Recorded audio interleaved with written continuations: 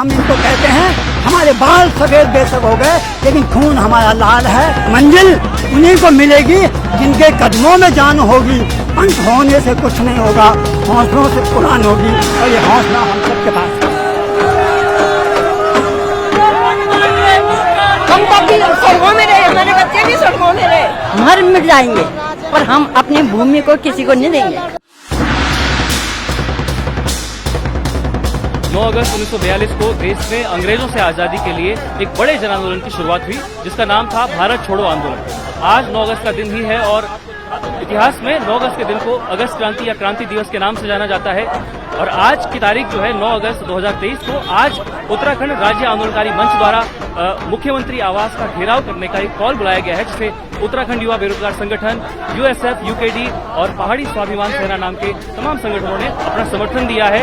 और आप मेरे ठीक पीछे देख सकते हैं, अभी हम देहरादून में परेड ग्राउंड के बाहर मौजूद हैं और सैकड़ों की तादाद में यहाँ पर लोग पहुंचे हुए हैं जो अपनी आवाज बुलंद कर रहे हैं और कह रहे हैं कि राज्य में एक सशक्त भू कानून लागू हो। इसके अलावा मूल निवास 1950 को लागू किया जाए, धारा 371 को प्रदेश में लागू किया जाए। भारत छोड़ो आंदोलन के वक्त जनता अंग्रेजों की गुलामी से आजादी चाहती थी और आज उत्तराखंड की जनता भू माफियाओं से आजादी चाहती है और इसी के लिए आज पूरी जनता लामबंद हो रखी है। और हमारी जो जानकारी मिली उसके हिसाब से न सिर्फ देहरादून से बल्कि उत्तराखंड के अलग अलग जिलों से भी यहाँ पर लोग पहुंचे हुए हैं, बल्कि कुमाऊं मंडल से भी कई लोग यहाँ पर अपनी आवाज बुलंद करने के लिए पहुंचे हुए हैं। और इन लोगों से बातचीत करेंगे कि आखिर क्या मांगे इन लोगों की हैं और क्यों वो सड़कों पे उतरने को मजबूर हुए हैं।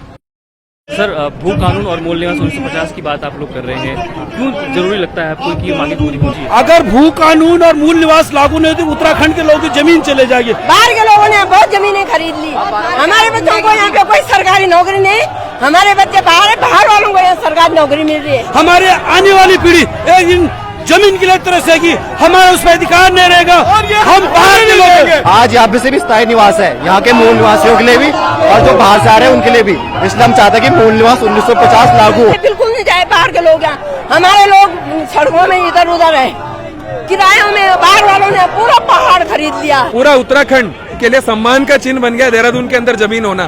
क्या ऐसा उत्तराखंड का सपना हमने देखा था? नीचे से आया हुआ यूपी से आ रहा, बिहार से, उसके पास भी स्थायी है, हम लोग के पास भी स्थायी है, तो हम कहाँ अलग हुए उनसे? आप ये बताइए ना, हम तो फिर ज्यादा बेटर उत्तर प्रदेश में थे जब वही स्थिति होनी थी। लेकिन जो भी बचा हुआ उत्तराखंड है, वो जमीन है, उन्हें बचाने के लिए अविलंब लागू किया जाना और सख्त कानून बनाना बहुत जरूरी है। यहाँ पे मूल निवास और भू कानून जो यहाँ के नौजवान बच्चे आज जो सड़क पे आ गए हैं, ये इनका अधिकार छीन लिया गया है और बाहर का माफिया यहाँ पे आके हमारे भू कानून की आड़ में इस तरह से एक माफिया काम कर रहा है कि हमारा नौजवान हर चीज से वंचित हो गया है। और आज फिर से देहरादून के अंदर भूमाफिया, जैद रफी अंसारी जैसे भूमाफिया, जिनको भाजपा कांग्रेस दोनों का संरक्षण प्राप्त है। भूमाफिया और यहाँ पर जो राजनीतिक रोटियां सेक रहे उनको हम होने नहीं देंगे। कुछ लोग कह रहे हैं कि बाहर से जो इंडस्ट्रियलिस्ट आएंगे वो यहाँ पर उद्योग लगाएंगे और उस उद्योग से उत्तराखंड के युवाओं को रोजगार मिलेगा। ये पूरे हिमालयी राज्य में कोई ऐसा राज्य बता दीजिए कि जहाँ इंडस्ट्री नहीं लगी हुई है, जहाँ उनका भू कानून काम नहीं कर रहा है। सब जगह भू कानून में अंदर सारी चीजें क्लाउज होते हैं, उसमें सारे धाराएं होती हैं उसके अंतर्गत। हम ये चाहते हैं कि कोई भी इंडस्ट्री लगे लेकिन उसका लीज होती है। जो गवर्नमेंट ने अपना लैंड बैंक ही नहीं बना रखा है यहाँ पे, गवर्नमेंट ने कितना उस पर काम किया बताए?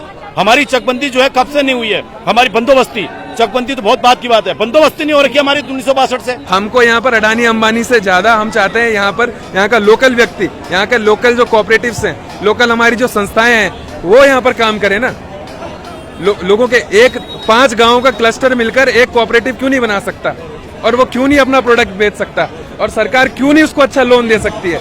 और सरकार क्यों नहीं उस कोऑपरेटिव जो होगा उससे जॉब क्रिएट कर सकती है? उनको अपने आप को नंगा भूखा क्यों दिखाना है? आप जब उस तरीके से कर सकते हैं तो आप इस तरीके से क्यों कर रहे हैं? आप क्यों ट्रिकल डाउन इकोनॉमिक्स की तरफ जा रहे हैं कि एक पूंजीपति बहुत ज्यादा पैसा कमाएगा और उसके बाद जो है इस तरीके से बूंद बूंद कर हमारे लोगों को जो है वो देगा, नौकरियां देगा? क्या हम इतने भिखारी हैं? देखिए, भू कानून में जितनी भी लूपहोल निकाली गई है वो इंडस्ट्रियलिस्ट के नाम पर ही निकाली गई है और इंडस्ट्रीज नहीं आई, लेकिन अपने चहेतों को इंडस्ट्री लाने के नाम पर जमीनें दी गई हैं, उसी का विरोध है ये। अगर कहीं कोई स्ट्रेटेजिक इंडस्ट्री होगी उसके लिए तो प्रावधान हो सकते हैं। कि उत्तराखंड के युवा जिस कल से डांस कर रहे हैं, ब्लॉगिंग कर रहे हैं, उत्तराखंड के नाम पे वोट ले मतलब अपना इन्फ्लुएंस कर रहे हैं, अपना मतलब अपनी टीम बना रहे हैं, अपने इंस्टाग्राम यूट्यूब ये कर रहे हैं, पर आज यहाँ पे आपको एक इन्फ्लुएंसर नहीं दिखेगा। सर ये बात मुझे बहुत बुरी लगी, या युवा नहीं दिखेंगे। हम तब भी सड़कों में रहे, हमारे बच्चे भी सड़कों में रहे, हमारे बच्चे भी सड़कों, मेरे बेटा 1.5 साल का था तब हम सड़कों में रहे, हमारे बच्चों ने सड़कों में खाना खाया। हम दिल्ली में हम बंद रहे दिल्ली में, लेकिन हमें वो सुविधाएं नहीं मिली। क्षेत्रीय दलों की कितनी कमी लगती है आपको? क्षेत्रीय दल ही तो सबसे बड़े दोगले हैं, और कौन है फिर? देखिए क्षेत्रीय दल ऐसा है, कांग्रेस सत्ता में आई तो कांग्रेस की झोली में चले गए, भाजपा सत्ता में आई तो भाजपा की झोली में। अब स्टैंड नहीं है ना। हम कह रहे हैं क्षेत्रीय दल अगर वास्तव में ईमानदारी से खड़े रहे ना, सारा जनता उनके पीछे है। क्षेत्रीय दलों की तो इतनी सबसे भारी कमी है कि देखिए एक क्षेत्रीय दल था हमारा उत्तराखंड क्रांति दल, शुरू में 3 सीटें लेकर के आया था, लेकिन वो 3 सीटें लालच के चक्कर में, अपने मंत्री पद के चक्कर में अलग अलग जगह पर जो भी सरकार सत्ता में आई उसी में ही, चाहे आप जो है पवार जी को ले लीजिए, मैं नाम ले लेना चाहता, चाहे किसी को भी ले लीजिएगा, अपने सत्ता सुख भोगने के लिए उसने जो मूल जड़ थी हमारी पार्टी की वो छोड़ करके अपने मंत्री पद के लिए चली गई। उनकी तो सबसे बड़ी भूल है। हमारे यहाँ ना वोट बैंक के लिए लोगों को अभी विधानसभा का चुनाव हुआ, ये कहा गया बूढ़े लोगों को कोई बीजेपी का वोट नहीं देना चाहता था, क्योंकि हमारे आगे जो विधायक उन्होंने कुछ काम नहीं करा। इन लोगों ने क्या बोला कि अगर तुमने वोट नहीं दिया मोदी तुम्हारा राशन कर देगा, लोगों ने डर के मारे वोट दिया है। मोदी के नाम पे ये वोट लेना छोड़ दो, मैं तो ये कहना चाहूंगा उत्तराखंड वालों को। और उत्तराखंड की अगर भूमि को बचाना है तो इसकी ओनरशिप किसके पास होगी, इसको जानना जरूरी है। ओनरशिप अगर कॉर्पोरेट के पास होगी तो you can not save the property. Ownership अगर आप इंश्योर करेंगे कि लोगों के पास रहे तभी जमीन बचेगी। हमारी लड़ाई किसी हिंदू मुसलमान के खिलाफ नहीं है, हमारी उस लड़ाई उसके खिलाफ है कि मूल निवास सही है। हमारे जो हम उत्तराखंड के मूल निवासी है, हम पढ़े यहाँ, हमारे बाप दादा पूरा सारे उत्तराखंड में रहे, हम गढ़वाली कुमाऊनी लोग, हम पहाड़ी लोग, हमें स्थायी निवास दे दिया उन्होंने उत्तराखंड में। हमें तो मूल निवास चाहिए, हम इसलिए ताकि हमें यहाँ पे किसी भी सरकारी हो या प्राइवेट हो नौकरी में हमें जरा आरक्षण मिले। अब वो यहाँ 10-15 साल रह रहे हैं लोग, उन्हें भी स्थायी निवास दे दे रहे हैं, वो भी उसमें कम्पीट कर रहे हैं, हम भी कम्पीट कर रहे हैं, और वो लोग ही है। आप यहाँ के किसी भी बड़े बड़े ऑफिसर देख लो, सारे बाहर के मिलेंगे, नेता बाहर के मिलेंगे। अगर हिमाचल के तर्ज पे भू कानून होगा तो हमारा जो नौजवान बच्चा है वो बाहर नहीं जाएगा, उसको यहीं रोजगार होगा, वो उसकी शैक्षिक शिक्षा के आधार पे उसको नौकरी दी जाएगी। आज आप एम्स में देख लीजिए, क्या हमारा बच्चा ये इस काबिल नहीं, राजस्थान का 700 आदमियों को वहाँ पे अपॉइंटमेंट मिला। क्यों और कैसे? क्योंकि कोई नियम ही नहीं है, कोई व्यवस्था ही नहीं है। उत्तर प्रदेश में मुझे मूल निवास मिलता था और मेरा राज्य क्यों ना मुझे मूल निवासी मिल रहा है। जब मेरा मूल निवासी नहीं होगा तो जो समूह ग की जो भर्ती होनी है, तमाम जो सब्सिडियां मिलनी है, जो हमारे जो है उद्योगों में जो हमें 70% हमारा जो नौकरी के लिए जो हमारा वो था पहली प्राथमिकता थी, हम उन सब चीजों से दूर होते चले गए। और जो तमाम पब्लिक जो यहाँ काम करने आई, बिजनेस करने आई, नौकरी करने आई, पढ़ने आई, हम सबको एक ही कतार में खड़ा कर दिया गया। उत्तराखंड के अंदर जो उत्तराखंड के लोग हैं उनके लिए रिसोर्सेज होने चाहिए, उनके लिए जॉब्स होने चाहिए, उनके लिए अच्छी स्वास्थ्य सुविधाएं होनी चाहिए। ये सारी ये रोटी कपड़ा मकान स्वास्थ्य ये बेसिक चीजें उनके लिए होनी चाहिए। और उसके लिए जो भूमि संबंधित मामला है उसके लिए 2018 के अंदर त्रिवेंद्र सिंह रावत की सरकार के टाइम पे 143 धारा 143 के अंदर संशोधन आया और उन्होंने जो है जो लैंड यूज है उसके अंदर ये बदलाव कर दिया कि जब भी कोई उद्योगपति उत्तराखंड के अंदर भूमि लेगा तो जो भूमि का यूज है, लैंड का जो यूज है वो स्वतः ही अकृषि हो जाएगा। यानी कि किसी की कोई मंशा है कि उत्तराखंड के अंदर उसको प्रॉपर्टी लेनी है, कोई बहुत बड़ा कॉर्पोरेट है, उसकी सिर्फ इस मंशा के आधार पर उत्तराखंड के अंदर की भूमियां जो है वो कृषि भूमि से अकृषि हो जाएंगी और ये बहुत बड़ा अन्याय है उत्तराखंड के लिए। क्या लगता है आपको उत्तराखंड की जनता बहुत देर से जागी है? आज सिर्फ एक ट्रेलर सा था कि उत्तराखंड की सरकारों को दिखाने के लिए कि भू कानून मूल निवास की मांग को आप हल्के में नहीं ले सकते और अब धीरे धीरे पूरे प्रदेश के गाँवों में, जिलों में उत्तराखंड और भू कानून और मूल निवास की मांग को और भी तेज किया जाएगा। अभी जिस तरीके से उत्तराखंड राज्य की लड़ाई लड़ी गई थी, जिस दिन हम उस तर्ज पे काम करने लग जाएंगे, ये केवल एक सामान्य संदेश देहरादून से हमने अपील करी थी। उस अपील का ये आप देखिए कि ऐसे ऐसे बुजुर्ग महिला, इन्होंने घर में आराम करना था, इनके बहू बेटा इनकी सेवा कर रहे हैं, इन्हें किसी चीज की कमी नहीं है, लेकिन ये इस प्रदेश की भलाई के लिए, क्योंकि इन्होंने उस राज्य के उसमें आहुति प्रदान करी है। इनका यहाँ क्या काम है?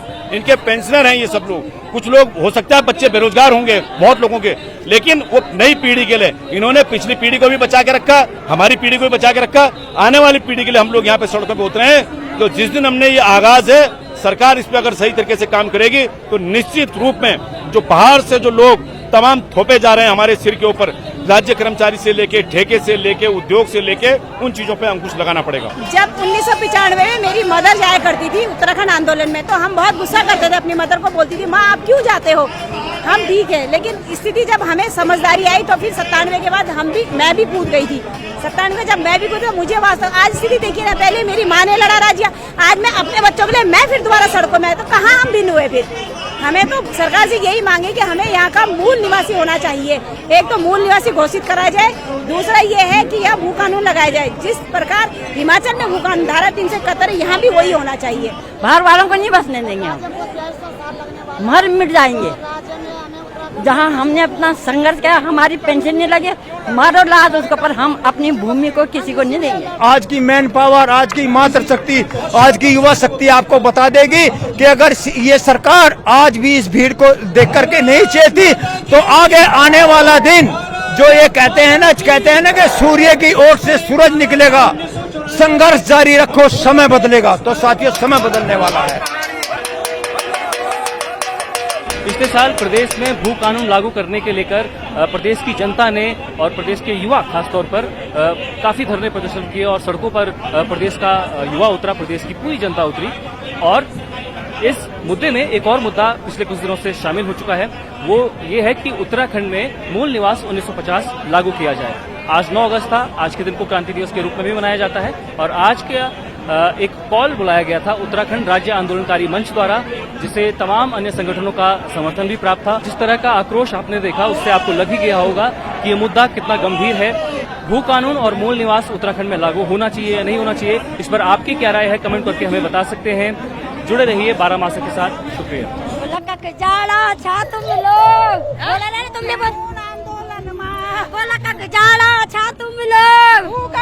आंदोलन